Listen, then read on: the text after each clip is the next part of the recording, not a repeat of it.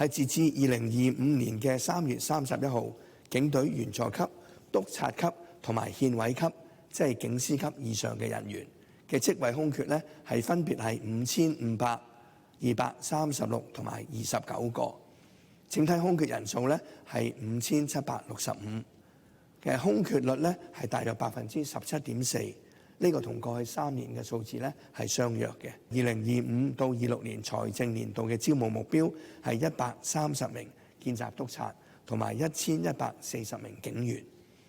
為咗提升招募嘅效能咧，警隊採取咗多管齊下嘅措施，除咗全年無休招募之外，亦都定期舉辦同埋參與各類型嘅招募活動。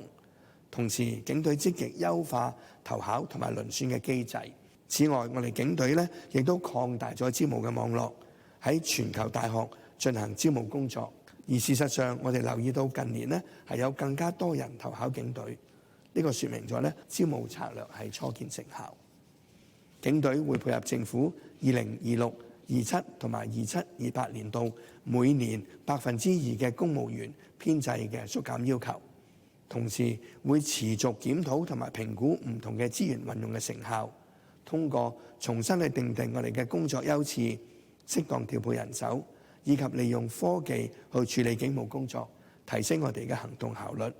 確保編制調整之後咧，效率同埋服務係不受影響。